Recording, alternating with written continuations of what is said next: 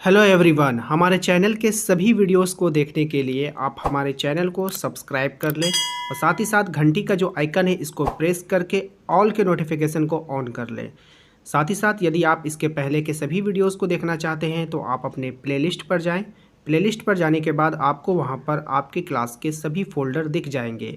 आप जिस भी क्लास में पढ़ते हैं या जिस भी वीडियो को देखना चाहते हैं आप उस फोल्डर को ओपन कर सकते हैं। फॉर एग्जांपल, यदि आप क्लास 8 के टर्म 2 वाले वीडियोस को देखना चाहते हैं तो ऊपर वाले फोल्डर को क्लिक करेंगे, आपको वहां पर सभी वीडियो दिख जाएगा।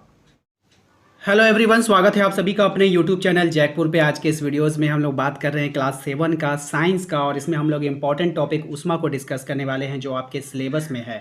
ठीक है, और देखिए आज इस बार जो आप लोगों का एग्जाम होने वाला है उसमें आप लोगों को ऑब्जेक्टिव एंड सब्जेक्टिव दोनों पूछा जाएगा। तो उष्मा चैप्टर का जो हम लोग पहले ऑब्जेक्टिव देखेंगे और इसी वीडियो में सब्जेक्टिव भी देखेंगे, यानी कि बड़े बड़े क्वेश्चन आंसर को भी हम लोग देखेंगे। वो सभी क्वेश्चन आंसर को देखेंगे जो आपके एग्जाम में पूछे जाने योग्य होगा और महत्वपूर्ण क्वेश्चन होगा। याद रखेंगे, सभी सवाल जो है इंपॉर्टेंट होंगे, सिलेक्टेड होंगे और अच्छे लेवल के होंगे। तो वीडियो काफ़ी इंपॉर्टेंट होने वाला है, शुरू से लेकर अंत तक आपको बने रहना है। 1 मिनट के लिए भी वीडियो को आप लोगों को स्किप नहीं करना है। ठीक है, तो चलिए स्टार्ट करते हैं। देखते हैं क्या है हमारा पहला सवाल। पहले सवाल में कह रहा है कि इनमें से कौन उष्मारोधी है, तो वो है हमारा प्लास्टिक। उष्मारोधी का मतलब होता है कि उससे करंट जो है आपका पास नहीं करेगा, यानी हीट पास नहीं करेगा। याद रखिएगा, 40 डिग्री सेल्सियस तापमान वाला 1 लीटर जल 60 डिग्री सेल्सियस तापमान वाले 1 लीटर जल के साथ मिला दिया गया, मिश्रण का तापमान क्या हो जाएगा। तो 40 डिग्री से 60 डिग्री के बीच आ जाएगा। ठीक है, याद रखना है आपको। नेक्स्ट क्या है, लोहे की एक गोली को 50 डिग्री सेल्सियस तक गर्म किया जाता है, इसमें पानी भरे एक भाग में गिरा दिया जाता है, पानी का तापमान भी 50 डिग्री था, उष्मा का प्रवाह क्या होगा, किसी भी दिशा में नहीं होगा।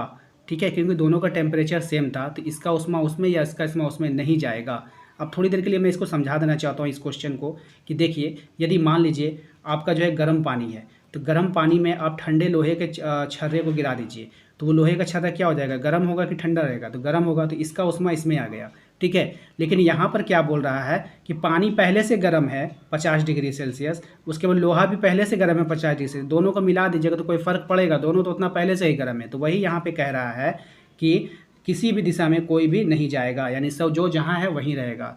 ठीक है, ठोसों में उष्मा का स्थानांतरण किस विधि के द्वारा होता है, तो चालन विधि के द्वारा होता है। ठोस में उष्मा क्या करती है, चलती है, यानी कि चालन करती है ना। कैसे, अब लोहे का रड, अब आपसे हम कहेंगे लोहे का रड क्या है, तो एक क्या है, लोहा ठोस है, तो आप लोहा को आग में डाल दीजिए और यहाँ एक साइड पकड़ लीजिएगा, तो ये क्या हो जाएगा, धीरे धीरे ये भी हाथ आपका जलने लगेगा, क्योंकि यहाँ से उष्मा कहाँ चला गया, यहाँ चला गया, तो वो चल रहा है। ठीक है, समझ गए आप। नेक्स्ट देखिए क्या है, द्रवों तथा गैसों में उष्मा का स्थानांतरण किस विधि के द्वारा होता है, तो संवहन के द्वारा होता है। द्रव और गैस में किसके द्वारा होगा, संवहन के द्वारा, और ठोस में किसके द्वारा होगा, चालन के द्वारा। तो इसे आप याद रखिएगा। ठीक है, अब देखिए अगला सवाल क्या है हमारा, सूर्य से पृथ्वी तक उष्मा किस विधि के द्वारा आता है, तो विकिरण विधि के द्वारा आता है। उष्मा का स्थानांतरण किस विधि के माध्यम में आवश्यकता नहीं होती है, तो विकिरण विधि में। नेक्स्ट है हमारा, ताप और उष्मा एक दूसरे से क्या है, संबंधित होते हैं। ठीक है, अगला सवाल है हमारा, हमारे शरीर का तापमान लगभग कितना डिग्री सेल्सियस होता है, तो 37 डिग्री सेल्सियस होता है। हमारा जो इंपॉर्टेंट सवाल है उसको ध्यान से आप लोग देख लीजिए, तापमापी में पारा का प्रयोग क्यों होता है, तो तापमापी में पारा का प्रयोग किया जाता है क्योंकि तापमान बढ़ने से पारे का प्रसार एक समान होता है। पारा उष्मा का सुचालक है, पारा चमकदार होता है और शीशे के बाहर आसानी से देखा जा सकता है, पारा शीशे से चिपकता नहीं है। तो आप लोग समझ रहे होंगे सर ये तापमापी क्या होता है। बुखार नापने के लिए जब देखे होंगे आपके हाथ के बीच में जो डाला जाता है शीशे का बना होता है, उसे ही हम लोग तापमापी कहते हैं, और उसमें आप देखते होंगे पीला रंग का या चांदी के कलर का कुछ होता है जो आगे बढ़ता है, उसे ही हम लोग पारा कहते हैं। ठीक है, समझ गए आप। का फोटो आप देख लीजिए, देखिए इसी चीज़ की हम लोग बारे में बात कर रहे थे, तापमापी का। ठीक है ना, तो यहाँ पर देखिए, यहाँ पे एक पारा जैसा रहता है, वही क्या होता है, वही बढ़ता है। ठीक है, समझ में आ गया आप लोगों को। अब देखिए अगला इंपॉर्टेंट सवाल है हमारा, तापमापी कितने प्रकार के होते हैं और कौन कौन होते हैं। तो आप देखिए तापमापी जो होता है, एक होता है डॉक्टरी थर्मामीटर होता है, एक होता है प्रयोगशाला थर्मामीटर, एक होता है अधिकतम एवं न्यूनतम थर्मामीटर, एक होता है हमारा डिजिटल थर्मामीटर। ठीक है, तो इतने तरह का जो है तापमापी होते हैं, इसको आप लोग याद कर लेंगे। ठीक है, के बाद हमारा 2 सवाल यहाँ पे काफ़ी इंपॉर्टेंट है, एक होता है सुचालक, एक होता है कुचालक। इन दोनों को भी आप ध्यान में रखिएगा। जो पदार्थ अपने से होकर ऊष्मा को आसानी से जाने देता है उन्हें हम सुचालक कहते हैं। यानी कि वैसा पदार्थ जो ऊष्मा को अपने से आसानी से होकर एक जगह से दूसरी जगह जाने देगा। जैसे हमने लोहे का रॉड वाला आप लोगों को एग्जांपल दिया कि एक लोहे का रॉड को आप आग में डाल दीजिए और दूसरी तरफ आप पकड़ के रखिएगा तो आपका हाथ भी गर्म हो जाएगा। ऐसा इसलिए हुआ कि ये जो लोहे का रॉड था ये आसानी से ऊष्मा को, यहाँ का वाले ऊष्मा को, जो आग जल रही थी इस ऊष्मा को वहाँ तक भेज दिया था। ठीक है, तो वही बात यहाँ पे कह रहा है कि जो पदार्थ अपने से होकर ऊष्मा को आसानी से जाने देता है उसे हम सुचालक कहते हैं, जैसे लोहा, तांबा, एल्युमिनियम आदि। ठीक है, इसके बाद एक कुचालक की अगर हम बात करें तो कुचालक ऐसे पदार्थ को कहते हैं जो आसानी से ऊष्मा को नहीं जाने देता है, उन्हें हम कुचालक कहते हैं, जैसे प्लास्टिक, लकड़ी, कागज, सूती कपड़ा इत्यादि।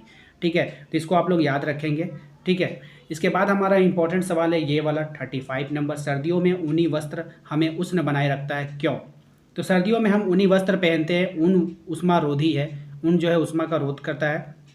इसके अतिरिक्त ऊन के रेशों के बीच में वायु फंसी रहती है, यह वायु हमारे शरीर की ऊष्मा को ठंडे परिवेश की ओर विकृत होने से रोकती है, अतः हमें उष्णता का अनुभव होता है। इसके बाद जो हमारा इंपॉर्टेंट सवाल है वो है हमारा ऊष्मा और ताप में क्या अंतर है। तो आपको लिखना है कि यह ऊर्जा का एक रूप है जो हमें गर्मी या ठंडक की अनुभूति देता है। कौन? ऊष्मा।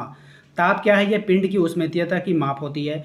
किसी ऊष्मा की ऊष्मीय ऊर्जा उस वस्तु के अणुओं की कुल ऊर्जा की माप होती है। किसी वस्तु का ताप उसके अणुओं की औसत गतिज ऊर्जा को मापता है। ठीक है, इसके बाद आपको नोट करना है यह एक कारण है जब कोई पिंड ऊष्मा लेता है तो सामान्यतः उसका ताप बढ़ जाता है, यह ऊष्मा का प्रभाव है। इसके बाद उसमें आपको एक और नोट करना है कि ऊष्मा का गमन पिंड में ऊष्मा की मात्रा पर निर्भर नहीं करता, उच्च ताप से निम्न ताप की ओर ऊष्मा का गमन होता है, ऊष्मा का गमन जो है ताप पर निर्भर करता है। इस तरह से आप इसका लिख लीजिएगा। इसके बाद जो हमारा एक इंपॉर्टेंट सवाल है वो है ऊष्मा के गमन की विकिरण विधि को आप लोगों को बताना है। सचित्र आपको जो है चित्र बनाकर आप लोगों को दर्शाना होगा। इस तरह से आप लोग चित्र बना दीजिएगा, सूर्य का नक्शा बनाइएगा, वहाँ से धूप लाइएगा, यहाँ से वायुमंडल आएगा, फिर पृथ्वी आएगा, इस तरह से फिगर बना लीजिएगा। उसके बाद आंसर में आप लोगों को लिखना होगा विकिरण ऊष्मा के संचरण या गमन की वह विधि है जिसमें के बीच में माध्यम के बिना गर्म किए हुए ऊष्मा का संचरण एक स्थान से दूसरे स्थान तक होता रहता है। सूर्य से हमें ऊष्मा मिलती है, सूर्य एवं पृथ्वी के बीच कोई माध्यम नहीं है, फिर भी सूर्य की ऊष्मा हमारी पृथ्वी पर आती है, यह ऊष्मा विकिरण विधि द्वारा आती है। अगर हम पृथ्वी से कुछ ऊंचाई पर अवस्थित स्थान पर वायुमंडल का ताप नापें तो हम पाते हैं कि ऊपर का ताप नीचे से कम है। इससे यह निष्कर्ष निकलता है कि सूर्य से आते समय ऊष्मा का अवशोषण वायुमंडल का ऊपरी सतह नहीं करता है। ठीक है, तो यहाँ पे आप लोग इस आंसर को नोट कर लीजिएगा, ये काफ़ी इंपॉर्टेंट रहेगा आपके एग्जाम के लिए। ठीक है, तो एक बार मैं फिर से यहाँ पे आप लोग दिखा देता हूँ। क्वेश्चन था हमारा ऊष्मा के गमन की विकिरण विधि का वर्णन करें। आंसर का आप यहाँ से देखिए, यहाँ से पहले यहाँ तक नोट कर लेंगे, फिगर भी बना लेंगे। इसके बाद फिर उसके नीचे की ओर अगर हम बढ़ें तो यहाँ से आपको यहाँ तक आंसर को नोट करना है। ठीक है, तो उसके बाद उम्मीद करते हैं कि आपको समझ में आ गया होगा। वीडियो अच्छा लगा है तो लाइक कर दीजिएगा। चैनल पे यदि पहली बार आए तो सब्सक्राइब करके घंटी के बेल आइकन को दबा दीजिए ताकि हर एक वीडियो का नोटिफिकेशन आपको मिलता रहे। यदि आप अपने सभी वीडियोस को देखना चाहते हैं, अपने एग्जाम के सभी प्रिपरेशन करना चाहते हैं तो आप प्लेलिस्ट पर जाइए। प्लेलिस्ट पर जाने के बाद आपको आपकी क्लास का फोल्डर दिख जाएगा, उन सभी वीडियोज़ को आप देख लीजिए। काफ़ी हेल्पफुल होने वाला है आपके एग्जाम के लिए। यदि आप हमें इंस्टाग्राम पर फॉलो करना चाहते हैं तो आप वहाँ पर जयपुर सर्च करेंगे, JACPUR जयपुर, वहाँ पे प्रोफाइल पिक्चर देखकर आप हमें फॉलो कर सकते हैं। तो उम्मीद करते हैं कि आपको समझ में आ गया होगा। मिलते हैं अगले वीडियो में। Thank you.